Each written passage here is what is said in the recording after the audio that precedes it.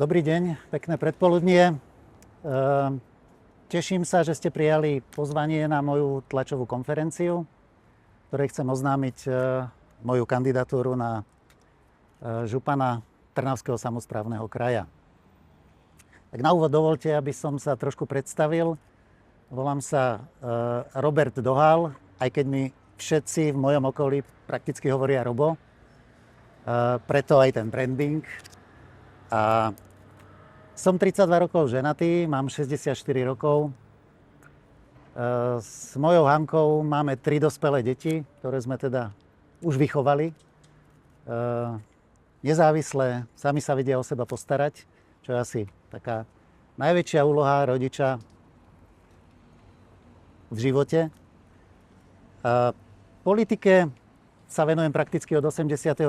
roku. Dovolte, budem to skladať z takých príbehov. Už v 91.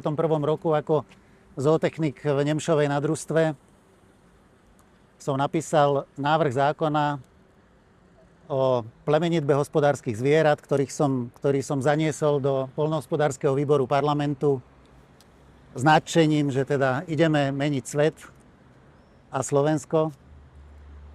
A nikto sa s tým zákonom nezaoberal, mám pocit, že si oni ten môj návrh neprečítali a tam prakticky začalo také moje prvé rozčarovanie a prebudenie, že v politike asi nie sú ten výkvet národa a tá intelektuálna špička národa.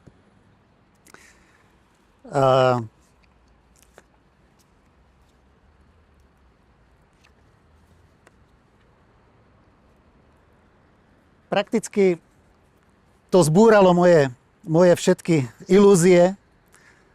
A čo si dnes myslím o politike, by som vyjadril pár citátmi. Môj kamarát, výborný priateľ Janko Šlínsky, podľa mňa poľnohospodársky génius, kto nepozná, tak Agrokruh, to vyjadril tak, že dnes v tej politike, bol som sa s ním poradiť asi pred mesiacom, a povedal mi, počuj Robo, ale nerob si ilúzie o slovenskej politike, lebo to nie sú politici, to sú takí politikárčíkovia, ktorí len čakajú na to, aby sa zmocnili štátneho rozpočtu a rozdelili si ho. Marian Vitkovič, ekonóm Slovenskej akadémie vied, prognostik, rád počúvam podcasty s ním a hovorí o ekonomike, tak sa vyjadril asi v tom zmysle, že vidí to beznádejne, Slovensko podľa neho zbankrotuje a čo by ho mohlo zachrániť? To by bolo to, že všetci ľudia, ktorí idú do verejných funkcií a do politiky, by museli mať na prvom mieste obhajovať, chrániť, bojovať za verejný záujem. To je asi to, čo vidíme všade okolo seba v politike, že toto tu chýba a málo koho by sme si vedeli spomenúť, že z tej vrcholovej politiky, kto takýto je a kto ten verejný záujem skutočne obhajuje. Prečo do politiky? 35 rokov píšem rôzne články do novín, pripomienky k návrhom zákonov, píšem listy ministrom, telefonujem ministrom, dokonca som napísal list premiérovi. Občas mi niečo v novinách vyjde, ale väčšinou to každý ignoruje. A bohužiaľ, tá skepsa potom, chápem teda tú skepsu, ktorá je v tomto našom pospolitom ľude na Slovensku. A v skutočnosti sa 95% z nás, ja som bol tiež ešte asi pred rokom a pol jeden z tých 95%, nezaujímame o politiku, k voľbám alebo svoju angažovanosť v politike pokladáme to, že raz za 4 roky ideme voliť a hodíme to poväčšinou tomu menšiemu zlu. No a sme so sebou spokojní, potom 4 roky frfleme, akí sú tí politici hlúpi, leniví a proste nerobia pre nás, pre ľudí. A Moja dcéra Eva, najstaršia, ktorá je prakticky profesionálna politička, dneska je prezidentkou IDU, Young IDU, Medzinárodná demokratická únia, ale tej mládežníckej organizácie, tam mi povedala asi pred 2 rokmi, že tati, máš dobré návrhy, máš správne názory, produkuješ dobré materiály, politika ťa baví, tak prečo nejdeš do politiky? Takže toto bol jeden z dôvodov. Druhý dôvod bol ten, že občas natrafím na rozhovory s Petrom Robejškom, s docentom Petrom Robejškom z Česka, ktorý hovorí, že apolitickí ľudia, národ, ktorý sa neangažuje a ktorý sa snaží byť apolitický, nikdy nevyprodukuje kvalitných politikov. Morálnych, kvalitných, múdrych politikov.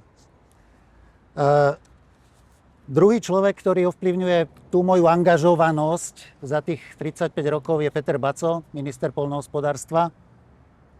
Môj bývalý šéf z družstva Nemšova, kde som pracoval.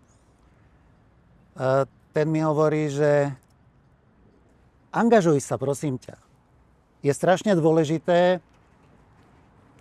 aby sa ľudia angažovali v politike, pretože len angažovaní ľudia, angažovaní občania sú požehnaním pre demokraciu.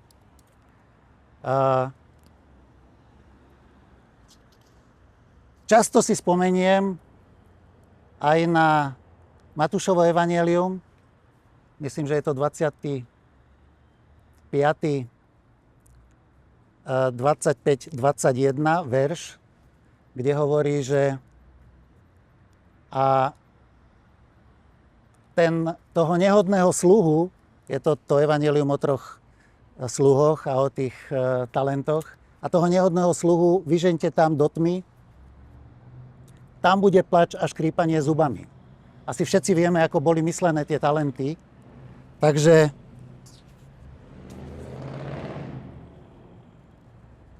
preto tu dneska stojím a preto chcem kandidovať za župana Trnavského samosprávneho kraja, aby som dal vlastne odpovede na všetky tieto podnety. Ľudia mi hodne volajú v poslednom období, posledné mesiace, telefonujú, stretávam sa s ľuďmi a vlastne som dospel k názoru, že kto, keď nie my, a kedy, keď nie teraz.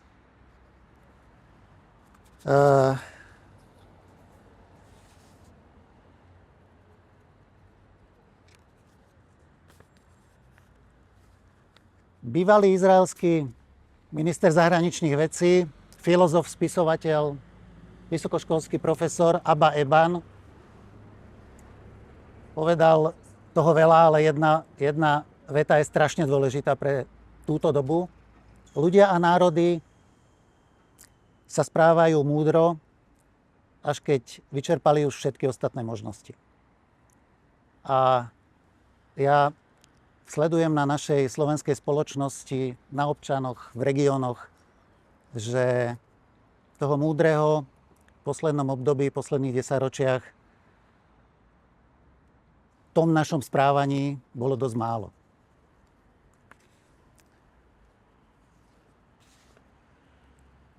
Preto som sa rozhodol konať a preto dovolte, aby som vám povedal aspoň zo pár základných pilierov môjho programu. Na prvom mieste voda, na druhom mieste voda, na treťom mieste voda a ešte na štvrtom aj na piatom. Ak mi neveríte, že toto je práve tá téma číslo 1, nielen pre Slovensko, ale aj pre Trnavský kraj, tak prosím vás, tam sa pozrite. Je to to isté, čo bolo v roku 22. A teraz sa to bude opakovať, som si 100% istý, častejšie a častejšie. V Krakovanoch na družstve som odrobil 16 rokov. Krakovany sú pilotný projekt, ako túto situáciu s vodou vyriešiť. Sedel som pred 4 rokmi, keď bola takto vyschnutá Trnávka, pána primátora, ktorý tam zvolal expertov. Dávam úvodzovky, lebo bolo tam zo pár neexpertov, ktorí mali k tomu niečo povedať, ktorí vedia, ako tú vodu míňať a skinožiť a znižovať jej zásoby a nie ako tú vodu doviesť do toho Chotára aj do tej Trnávky. Ale tam som mu povedal jednu vec presne. Prídite sa pozrieť do Krakovan a keď po povodí tejto rieky Trnávky, tejto riečky Trnávky, zhruba keď som si pozrel, tak to povodie má zhruba 400 km štvorcových, budú všetci v lesoch hospodáriť tak, ako Dušan Mikuš na Duchonke, v prírode blízkym spôsobom hospodárenia. A tak, ako Robo Dohal v Krakovanoch na družstve, tak v Trnávke voda bude vždy. Takže toto povodie má potenciál, keby sa zmenil systém hospodárenia v týchto dvoch oblastiach, v lesoch a na poľnohospodárskej spôde, nakumulovať naviac, ako je tam dnes v tom povodí, o 150 až 200 miliónov kubických metrov vody viac. Proste pôda, ktorá sa dneska orie, je schopná po 20 rokoch, keď sa prestane orať a bude sa na nej hospodáriť regeneratívne, udržať až o 80% vody viac. Proste tá špongia začne fungovať. Preto na prvom mieste je voda. Tak mi odpuste trošku tých prvé, druhé, tretie miesto. Ale toto bude číslo 1.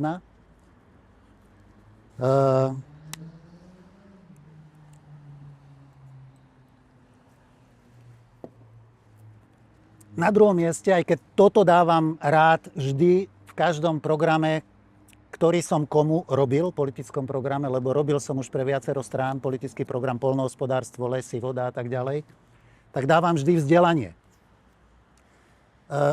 Myslím, že župa má vo svojej kompetencii asi 40 stredných škôl. Z toho sú tuším 4 poľnohospodárske. Na tých poľnohospodárskych školách si určite dám záležať. Veľmi pekný príklad v Košickom kraji pred 8 rokmi, keď tam zvíťazil pán terajší župan Trnka. Vybudovali na poľnohospodárskej škole práve ten systém Agrokruh s prispením župy, s investíciou župy na poľnohospodárskej škole v Príbeníku. Tak toto hodlám urobiť na každej strednej škole. A aby sa decká učili vyrábať zdravé jedlo, preto, aby v našej župe žili zdraví ľudia. Pretože bez zdravého jedla tu zdraví ľudia nebudú. Toto je prvý bod, ktorý je potrebné splniť, aby sme ľuďom doručili zdravú potravu. Podobné úžasné systémy, komunitné systémy, zásobovanie občanov, tzv. Bedničkový systém, robí Dream Farm blízko Bratislavy a tiež farma číslo 5 Joškovince v Galante. Toto chcem okamžite vstúpiť do rokovania s riaditeľmi tých škôl, aby začali sa tieto systémy vyučovať, kto chce v tejto oblasti podnikať a zásobovať občanov v regióne, v komunite, v obci, pri meste zdravou zeleninou, aby bol uprednostnený, aby vyšiel s takýmto výučným listom z tej strednej školy, aby bol kompetentný podnikať. Budeme sa snažiť vybaviť so štátom, s Pozemkovým fondom, so Slovenskou záručnou bankou pre takéto deti, pre takýchto absolventov dlhodobé úvery a obrovskú podporu na tento spôsob hospodárenia a výrobu zdravého jedla. Druhá dôležitá vec, a to si trúfam povedať, že na každej škole, na každom stupni vzdelávania, a to je jedno, aký je to druh vzdelávania od zdravotníctva až teda po to poľnohospodárstvo, technické smery, som si istý, že treba nájsť priestor, kde by sa tie decká mohli učiť environmentálnu výchovu. Ja som presvedčený, že na poľnohospodárskych školách celý prvý ročník by sa mali učiť len environmentálnu výchovu a históriu o tom, čo všetko spôsobilo poľnohospodárstvo na tejto planéte a aby vedeli, aké následky má ich konanie, keď budú hospodáriť. Aby proste si uvedomovali, že pravdepodobne v niektorých oblastiach výroby to nepôjde inak, než ubližovať, ničiť prírodné zdroje, ale aby si aspoň uvedomovali, aby ich ničili čo najmenej. Tretia oblasť, ekonomická prosperita. Myslím si, že Trnavský kraj je tým príkladom typickým, kde sa išlo zlým smerom. Ja si vždy rád robím porovnávania s Rakúskom a tvárili sme sa, že sme pozdvihli región, lebo sme postavili automobilku. To nie je automobilka, to je montážna dielňa automobilky. Vidíte, čo hrozí. Tam pri Nitre Jaguar, neviem, či rok nevyrábal. A automobilový priemysel je v totálnych krčoch. Myslím si, že máme sa čoho obávať. A keby sa tie peniaze všetky, čo išli sem na podporu takýchto veľkých podnikov, boli vrazili do rodinného podnikania, mikropodnikov, malých podnikov. Ak mi neveríte, pozrite si, aká je štruktúra príjmov do HDP, alebo príjmov z HDP v Rakúsku, aký podiel tam majú mikropodniky a malé podniky a porovnajte si to so Slovenskom. Tragédia. Poviem len jeden jediný príklad. Turizmus v Rakúsku, kde 99% podielu na celom turizme majú rodinné podniky, rodinné firmy, jeho príjem do HDP je 63 miliard eur. Na Slovensku vie niekto koľko? 1,9 miliardy eur. Koncepcia v Rakúsku rodinné podniky, koncepcia na Slovensku v turizme, monopolizácia všetkého, čo je lukratívne. Katastrofa, tragédia, toto treba zastaviť, toto treba odmietnúť a začať podporovať mikropodniky. Toto bude moja priorita pre podporu podnikania a oživenie ekonomiky. A hlavne, aby bol náš kraj odolný, keď sa stane tá katastrofa, že tuto príde pár tisíc ľudí o miesta, o pracovné miesta. Dôležitá vec je, čo si uvedomujem už dávno, Trnavský kraj má stále, bohužiaľ niektoré už možno 100 rokov, periférií, ktoré sa nerozvíjajú. Viete prečo? No lebo rieku chápeme ako život, rieka má spájať, ale spája iba vtedy, keď sú na tej rieke mosty. Pozrel som sa do Nemecka na Rín, na úseku medzi Švajčiarskom a Nemeckom, každých 9 kilometrov most. Pozrel som sa na Salzach rieku medzi Nemeckom a Rakúskom. Každých 14 kilometrov most. Keď si pozriete Moravu, na 67 kilometrovom úseku medzi Rakúskom a Slovenskom jeden jediný most. A tragédia je aj celý úsek Moravy od Hodonína až po Kútik. Dneska ten most nikto neplánuje opraviť v Brodskom, ktorý je zavretý už neviem či 2-3 roky. A jediný most, ktorý nás spája vlastne plnohodnotne, lebo doprava je to plnohodnotné spojenie, nie nejaká lávka pre cyklistov, ale pre ekonomiku je dôležitá doprava, tak na tom úseku je takisto len jeden jediný most, myslím na koľko je ten úsek, okolo 40 kilometrov. Ale máme aj vnútrozemské periférie. Keď si pozriete váh od Turca až po túto Beckov, tak myslím, v priemere to vychádza na každých 8 kilometrov most. Ale ako náhle váh vojde do kraja, do Trnavského kraja, tak máme, neviem, či každých 20 kilometrov most. Najtragickejší je ten úsek tuto dole, myslím, od Šale smerom ku Kolárovu, kde je to, tuším, až 33 kilometrov. Proste okamžite z jednej, z druhej strany rieky sa vytvorí periféria, ktorá sa nerozvíja. Pretože pre tých ľudí, pre ich drobné podnikanie vlastne majú iba polovičný rádius. Preto, aby vlastne tie ich služby, ich výrobu, ich prácu niekto mohol zaplatiť, niekto si mohol kúpiť a niekto k ním prišiel. Takže toto je po stránke ekonomiky. Troška som sa o tom rozšíril, pretože som to potreboval za dôležité vysvetliť. No a štvrtý pilier je, to má každý, keď som si pozeral tie tlačové konferencie, samozrejme postavme novú DSS-ku a ja neviem, my sme tiež zrekonštruovali, ako náš kraj zrekonštruoval DSS-ku tam v Moravskom Jáne v tom lese, kde myslím si, že celé zle, ako tam zavrieť do toho lesa 8 kilometrov od najbližšieho sídla starých ľudí. Ja si pamätám, že minimálne 3-krát písali noviny, lebo to bola škola v prírode. V lete minimálne 3-krát, čo ja si pamätám za posledných 15-20 rokov, sa tá škola sťahovala a rodičia tam utekali pre tie deti kvôli kalamite komárov. Viete si predstaviť, že na tých starých ľudí toto príde tam? Tam chceme tých ľudí zavrieť? A navyše, ako ten starý človek, keď vyjde z brány tej DSS-ky, on potrebuje byť v takomto prostredí. Potrebuje si sadnúť do kaviárne, stretnúť niekoho známeho, porozprávať sa. A nie chodiť po lese a tam sa s ním nemá kto porozprávať. Lebo to je ten najväčší problém, že sa s ním nemá kto porozprávať. Precestoval som kus sveta a videl som rôzne formy takéto starostlivosti, denných stacionárov takzvaných. pani príde k nejakej babičke 90-ročnej, pomerne ešte svieža, 60-ročná, doveze dve ďalšie babičky 90-ročné k nej domov a tam sa celý deň o ne stará. Neviem, ako by som to nazval, denný mikrostacionár. Toto budeme podporovať. A nie inštitúcie obrovské, kde je narvané desiatky, stovky starých ľudí, ktorí mnohí ani nemajú radi kolektív proste a nechcú sa socializovať, oni potrebujú proste trošku intimnejšie prostredie.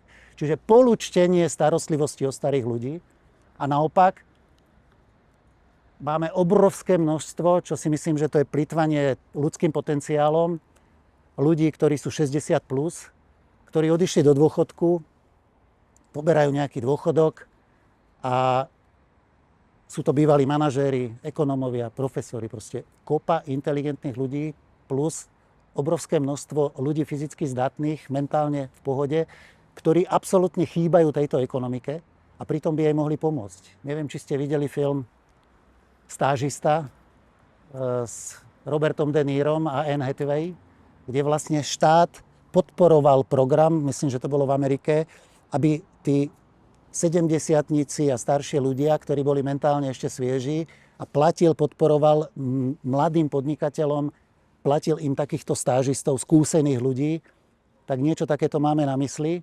Vidím tu ľudí z iniciatívy Seniorská iniciatíva, Seniorská ofenzíva, s ktorými som sa tiež stretol. A presne takýto program navrhujú, presne takýto program prejednávame a chceme zmobilizovať starých ľudí, starších ľudí, seniorov, pretože ja som presvedčený o tom a určite sa dočítate, že nehovorím hlúposti, že najväčší potenciál majú ľudia medzi 60 a 80. Skúsenosti. Proste sú odolní voči stresom. Veľa si pamätajú, takže vedia predvídať. Týchto ľudí všetkých treba zapojiť do ekonomiky, aj do spoločenského a do politického života. Je veľmi zlé, keď sa to zvrhlo v tejto spoločnosti len na to, že starí ľudia chcú väčší dôchodok a už by nemali ani chodiť k voľbám, lebo nám, mladým, kazia budúcnosť, proste zostaňte sedieť doma. Pretože som dôchodca, tak si dovolím povedať, no dovolte, akože to, čo máte na mysli.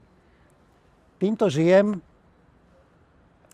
Toto sú všetko organizácie, ktoré podporujem ja. Za mnou tu nemusí stáť nikto zo žiadnej inštitúcie, žiadni politici, ktorí ma prišli podporiť.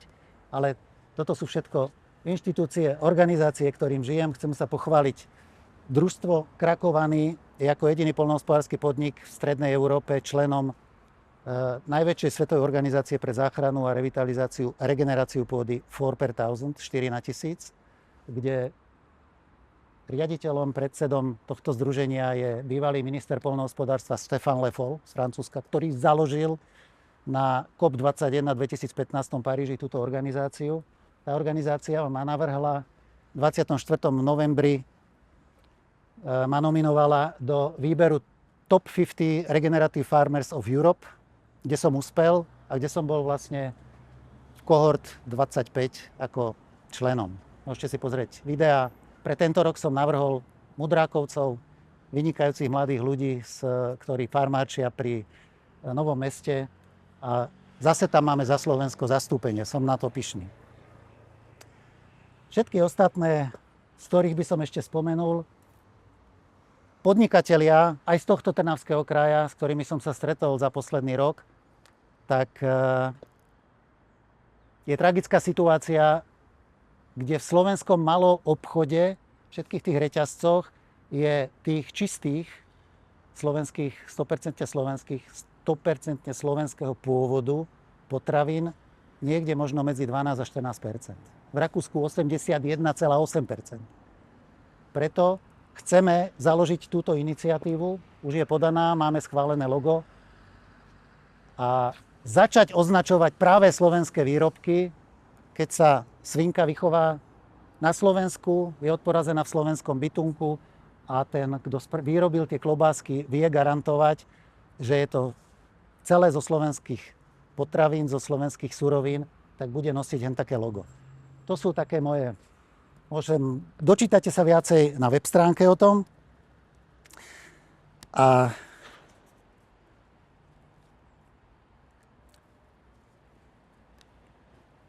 Na záver by som chcel ešte dať do pozornosti mojím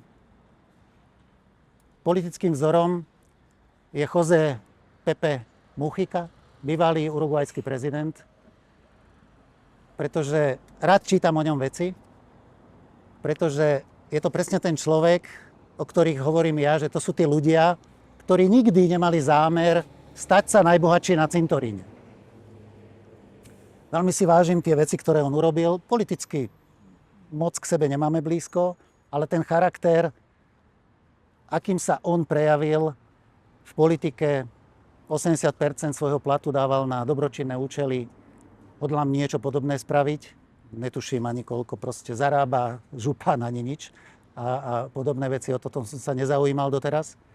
Ale nejakým takýmto spôsobom a mnohými morálnymi zásadami, ktoré má tento človek v politike, mal tento človek v politike. Stal sa mimochodom prezidentom 75-ročný. Prvýkrát kandidoval za poslanca, keď mal 60 rokov. Takže všetko významné v jeho živote pre uruguajský národ sa udialo až potom, jak bol senior. Takže preto chcem povzbudiť aj ďalších seniorov, ale aj mladých ľudí. Angažujte sa v politike. Keď si budete myslieť, že vás moje myšlienky, moje plány oslovili, podpíšte sa na hárok pod moju kandidatúru, schváľte moju kandidatúru.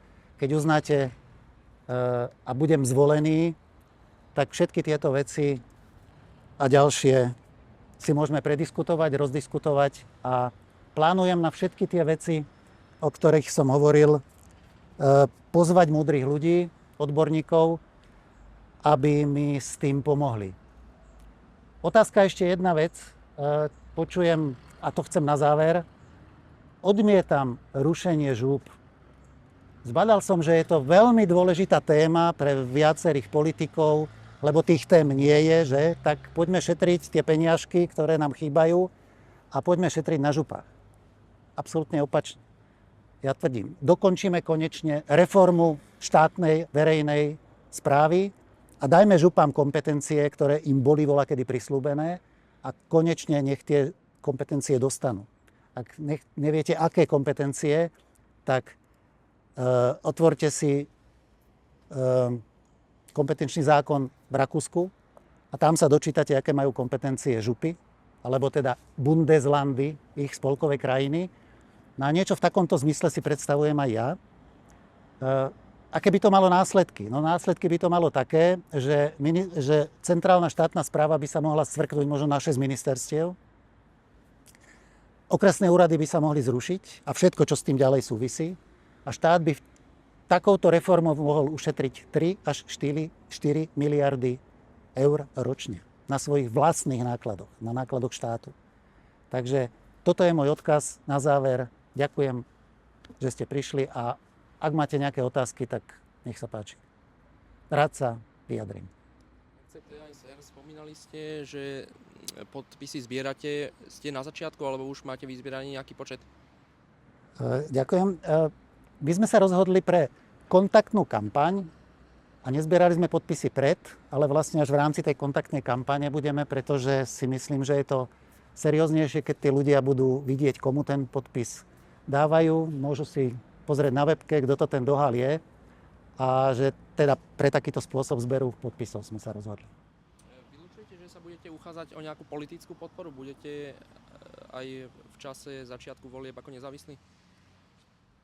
Že uchádzať, to znamená, že ak by som to tak rozumel, že budem žiadať od nejakej politickej strany podporu, to určite nie.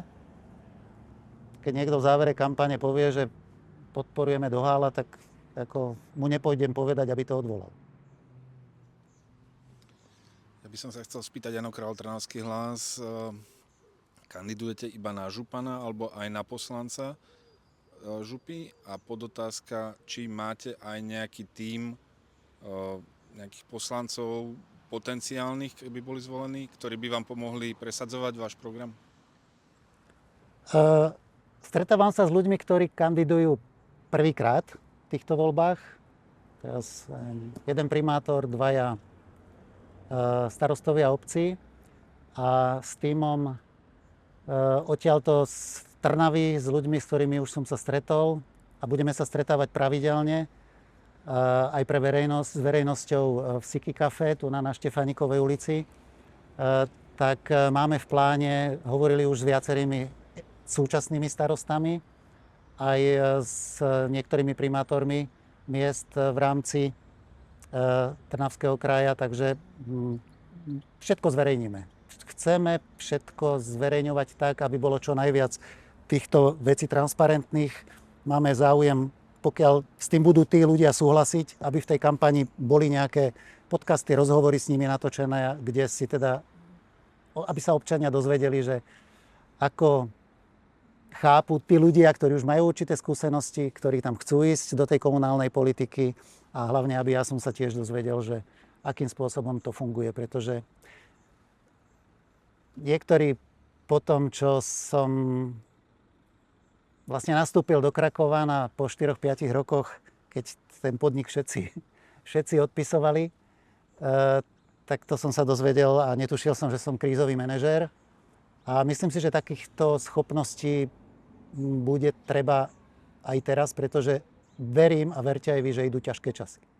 Nemyslím teraz konkrétne Trnavský kraj, ale vidíte, čo sa deje vo svete, čo sa deje so štátnym rozpočtom. Stať sa môže všeličo. A chcem, aby o tomto ľudia vedeli a aby sme sa radili s čo najširším počtom ľudí, ktorí už majú skúsenosti v politike. Ešte tá druhá časť otázky, čiže kandidujete aj na poslanca kraja alebo iba na župana? Chcem kandidovať aj na poslanca. Budete mať aj nejakú spoločnú kandidátku poslancov krajských? K tomu sme sa ešte nedostali pri tých rozhovoroch. A ešte jedna Nevylučujem to. Pardon, ak nejde o zhodu mien, tak v obchodných registroch máte adresu uvádzenú mimo Trnavského kraja. Tam už prišlo k zmene? Ja bývam prakticky od nejakého 7 rokov naspäť, od 19. či 20. roku v Krakovanoch. Mám tam byt na družstve a tú adresu, ktorú som mal, prakticky to je adresa z obchodného registru, keď ešte som tam toto bydlisko nemal spravené. Ale upozornil ma na to právnik už dávno, že som v tomto lajdák a že mal by som si pomeniť tieto oficiálne doklady.